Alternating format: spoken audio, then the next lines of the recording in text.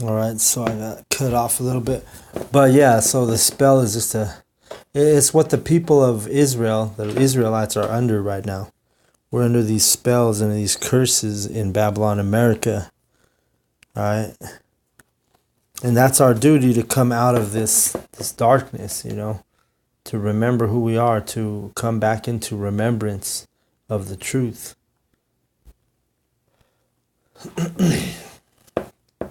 And here we go. Here's another verse that was dealing with the bone of my flesh, all right? Because when the rib was taken out of Adam and the woman was created, it just means that he took a woman out of his family, out of his tribe, a woman who was close relation. Like I said, Eve was probably Adam's cousin. So we go to 29 and 14. And see, and that's the difference. You got to learn these precepts, learn these parables, because a Christian will tell you like, oh my God, that's incest. That's wickedness. Right? And this may be even in one of his sisters. But what it's referring to is a kinswoman, close in relation to Adam.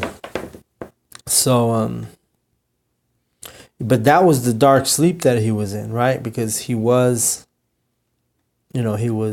with a family member, basically, and that was the dark sleep, the deep sleep that it was talking about, But if you're in Christianity, they're gonna make that all wicked,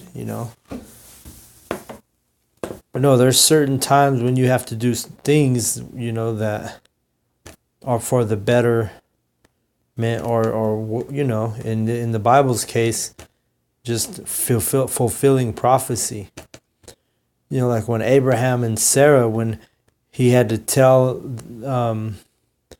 the Egyptians that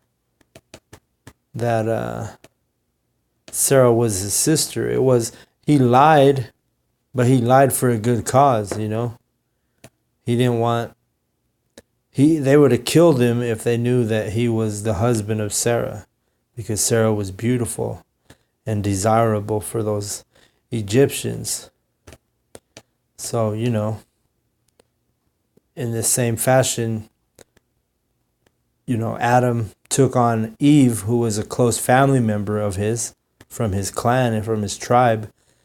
And that was that dark sleep that he was under, So let's go to it again. Let me find it.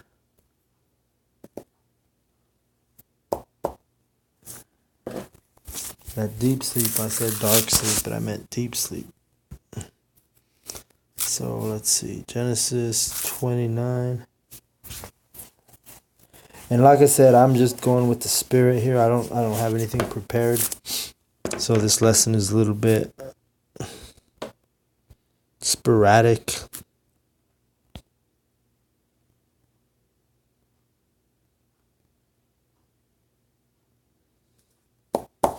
But let me find this.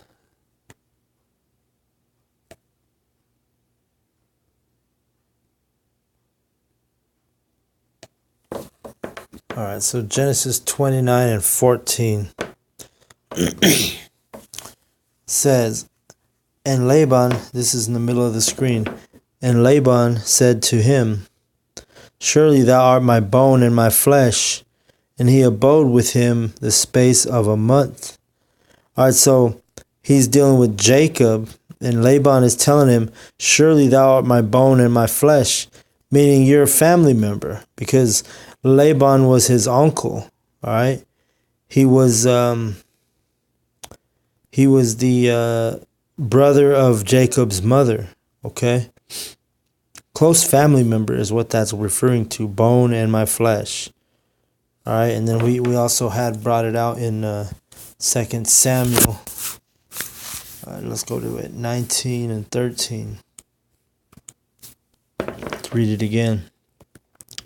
And say ye to Amasa, art thou not of my bone and of my flesh?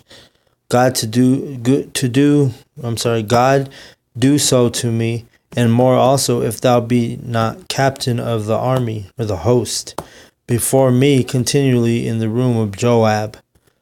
So again, this is dealing with a close family member whenever it's talking about the bone and of my flesh, right?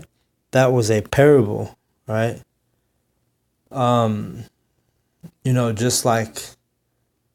Just like the members of the body, that's what they are. They're members of the body, or actually the body of the church.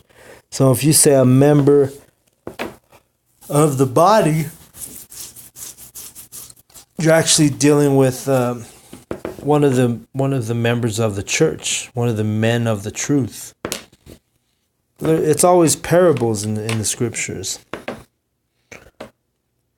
So when you talk about Eve being, let's go back to it real quick. Genesis 2:21. And the Lord God caused a deep sleep to fall upon Adam, and he slept. And he took one of his ribs, and he closed up the flesh instead thereof.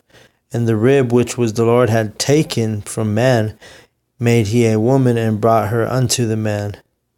And Adam said, This is now the bone of my bones and the flesh of my flesh. She was called to be a woman because she was taken out of man. Alright, so literally, if we go back to those other verses, Genesis 29 and 14, where Laban told Jacob that he's the bone of his flesh, it's dealing with a family member, okay? Same thing as in 2 Samuel 19 and 13. All right, so, Christianity will have you thinking that God took a rib out of Adam and then he made a woman. No, that's not what happened. The bone of his flesh means a close family member, okay? And I'm just tired. But I wanted to get a video out tonight, and I just wanted to roll with the Spirit, and those are the verses that the Spirit took me to. But just to add a little meat to this lesson, I'm gonna keep going a little bit. Let's see. So let's go to 2 Samuel real quick, and then we're gonna go to 19. And 13.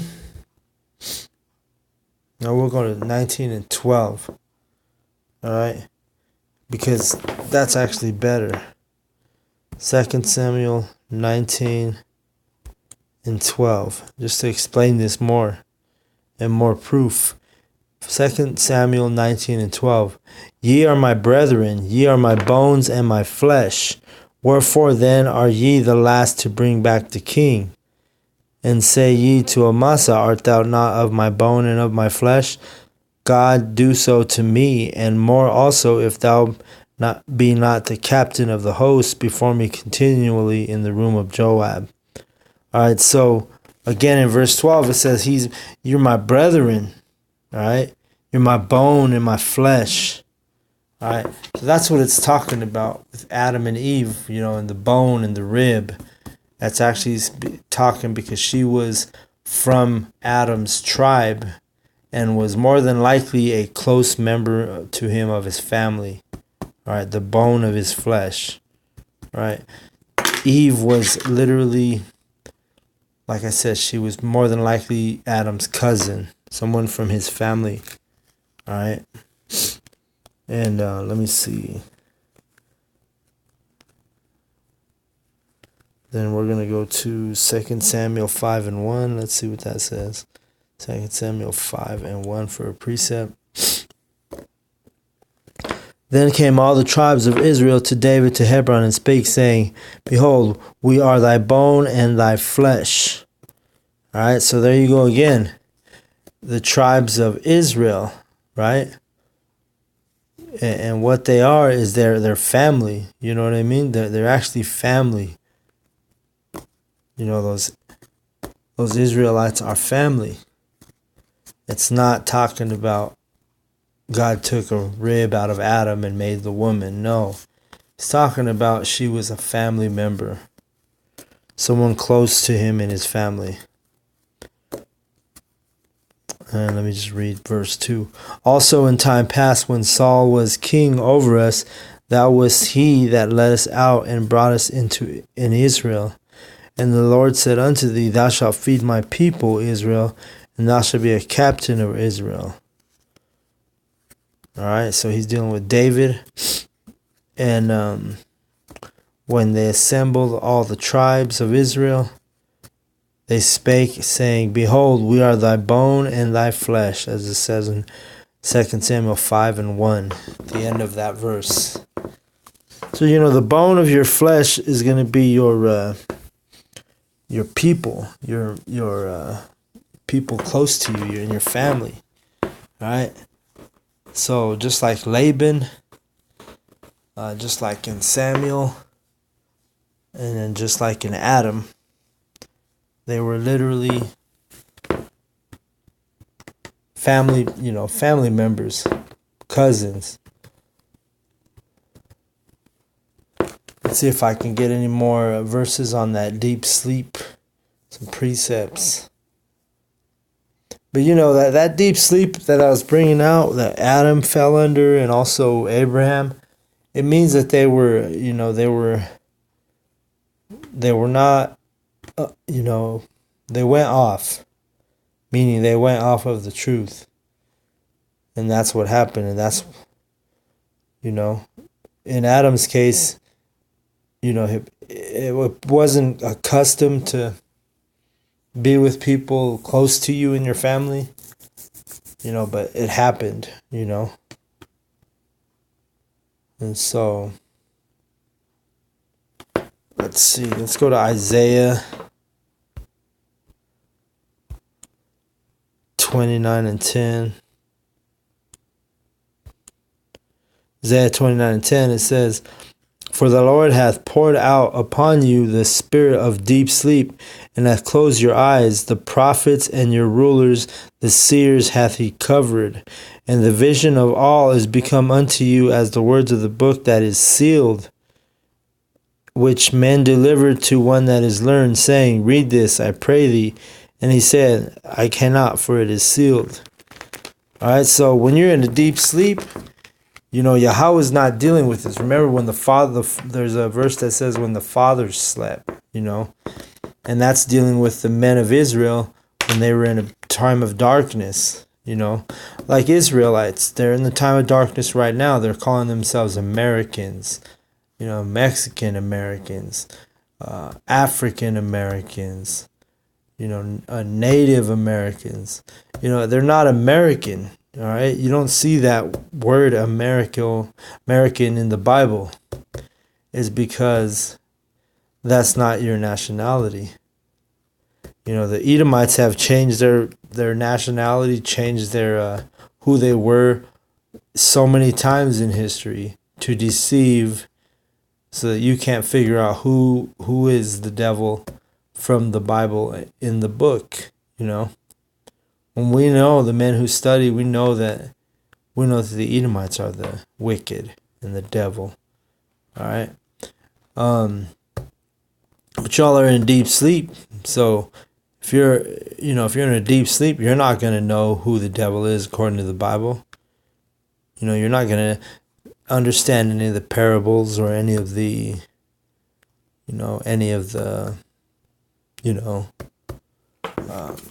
dark sayings, But we go to Isaiah 29:10 and we'll read it again. For the Lord hath poured out upon you the spirit of deep sleep, and hath closed your eyes. The prophets and your rulers, the seers, hath he covered. All right, so whenever you're in a deep sleep, that's dealing with you don't know this truth. Yahweh took it away from Israel for a while. and when the fathers slept.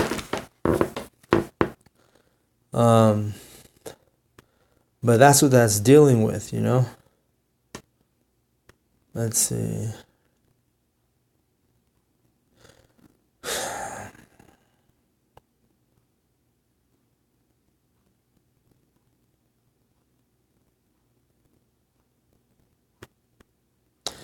You know, and just like deep sleep is a metaphor, well, it's just like The Walking Dead, all right?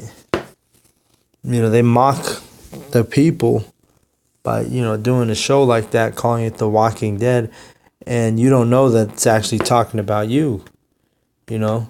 Just like when Yahweh Shai said, you know, let the dead bury the dead. Let me see if I can find that verse. Yeah. So we're going to go to Matthew. And we're going to go to 8 and 22. And it says,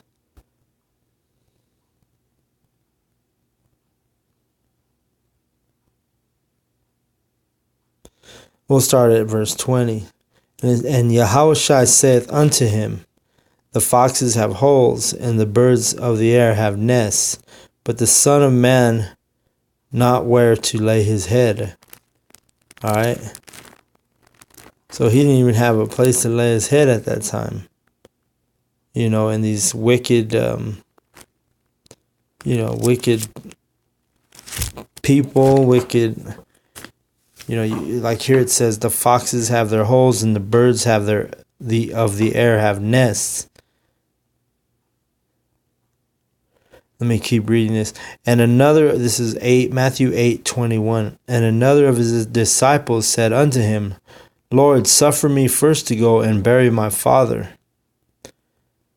You know, so this guy, he tells the Yahweh Shai, hey, I'm going to follow you, but first let me go bury my father. And then Yahweh Shai said unto him, follow me and let the dead bury the dead. All right. Showing you the priority of this truth, you know.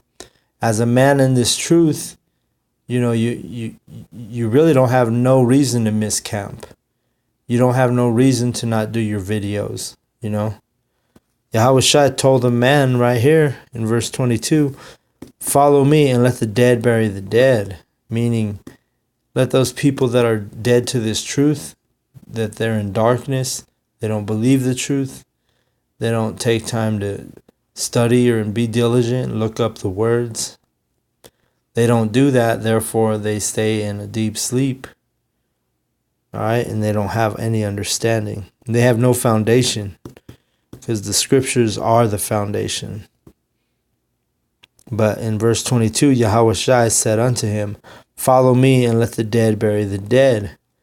So now they got movies called Walking Dead, right? And it's just a mockery of these people in Babylon, you know, because they're walking around like dead people. I mean, you know, some of these people look like crap, but then when it comes to it, they're dead to the truth. So they're literally as good as dead because they're not a chosen people. They're not part of the elect. You know, they may be a 2/3 Israelite, you know, which is going to be destroyed. And so, you know, that's why Yahweh Shai in verse 22 said, follow me, let the dead bury the dead. All right, so it's so much more important just to gather this knowledge and this oil, this wisdom, than anything else on the earth right now. You know, and then also put it to use. You want to be teaching, you know. If you have knowledge, then you should teach. You know, and specifically, you know, out on the concourse, out on the streets, you know, where Yahweh Shai, that's where he told us to go, you know. He said, go out on the concourse and teach my people their transgressions, you know. And let's go to it real quick. Proverbs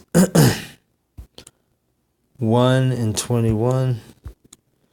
And it says, she crieth in the chief place of concourse, in the openings of the gates, in the cities she uttereth her words, saying, how long, ye simple ones, will ye love simplicity? And the scorners delight in their scorning, and the fools hate knowledge. So, that's true with Israel.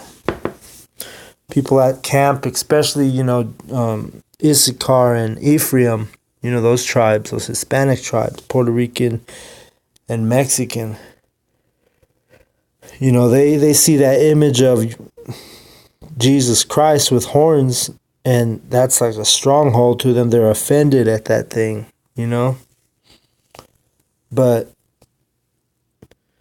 it says here, she crieth in the chief place of concourse. And I'm thinking this is dealing with wisdom, right? Because wisdom is always personified as a woman, which in the Greek is Sophia, right? But this is verse 21 at the top of the screen. She crieth in the chief places of concourse. So now I'm actually going to look up that word concourse. Let's see.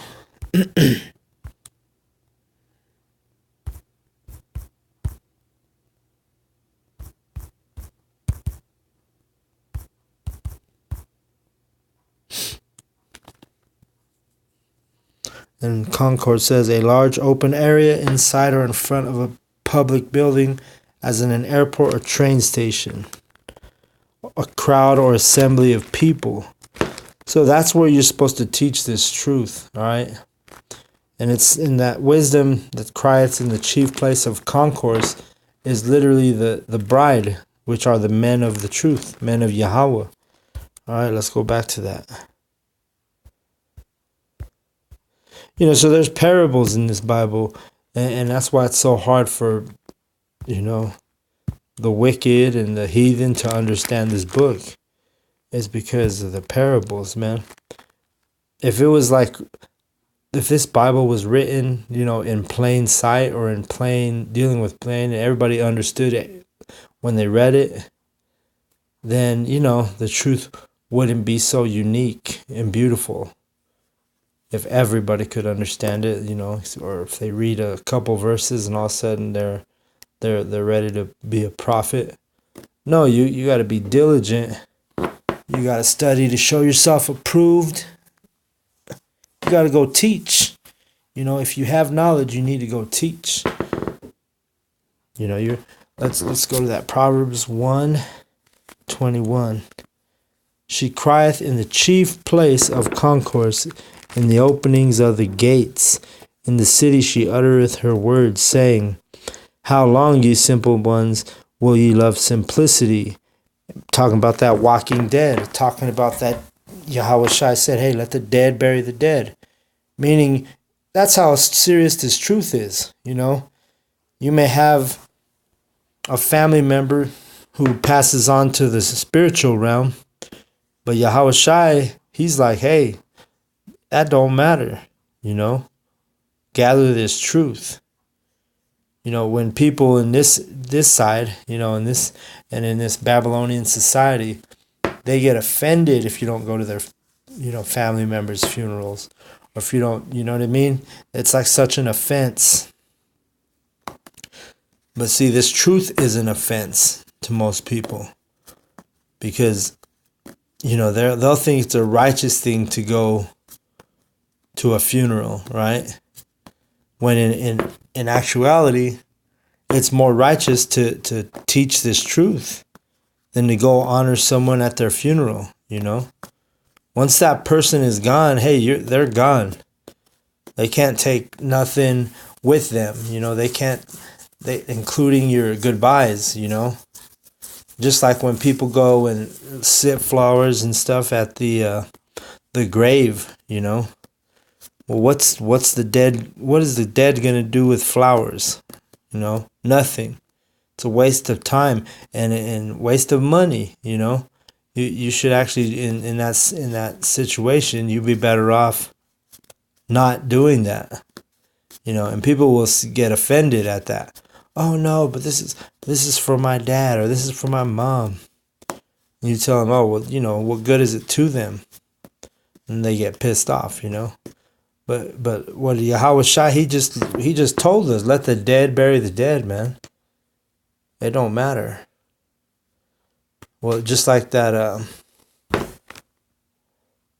What's that verse? A dead lion. Let me look it up real quick.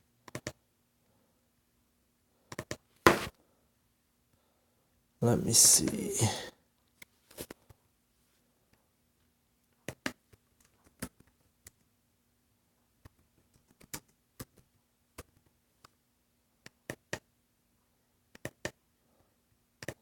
Yeah, let's see where this verse is.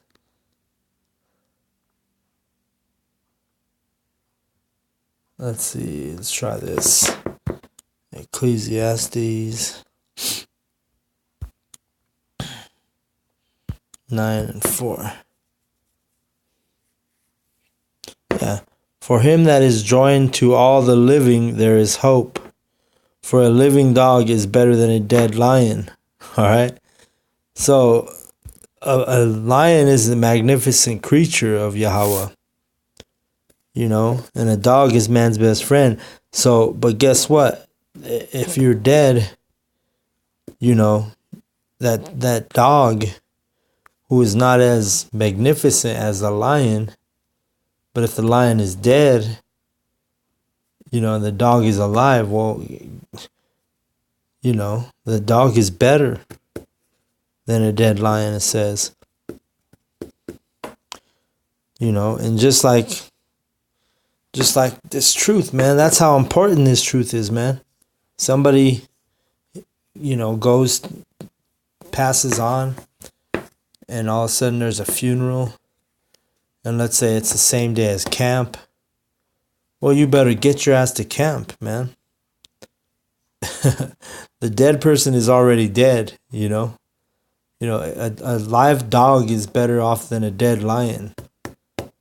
So how much more valuable and rewarding is it to go prophesy than to go to, a funeral? Yahweh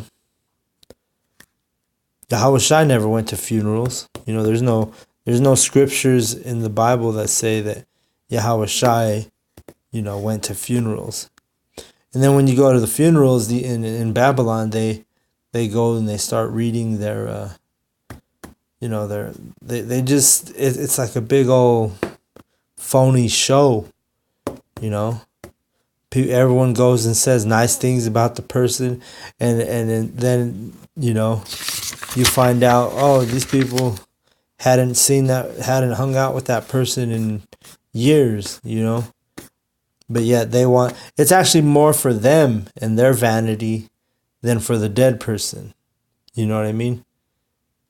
Like there was a girl that she had somebody die in her family, and it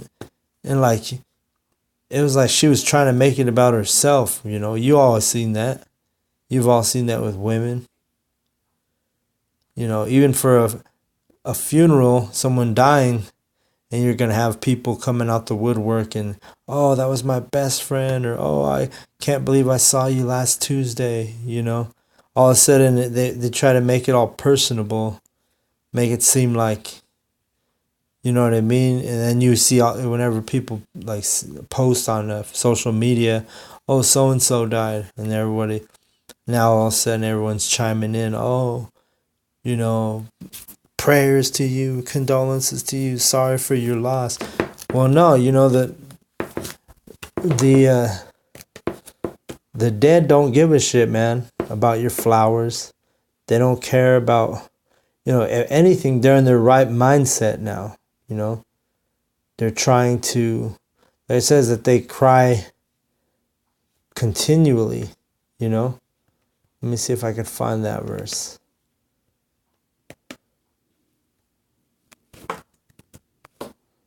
Let's see.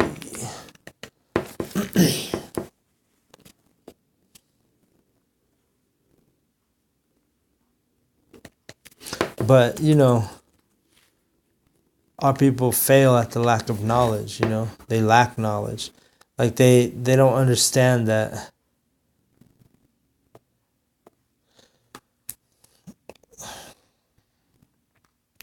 they're doing things for vanity, and they don't understand it.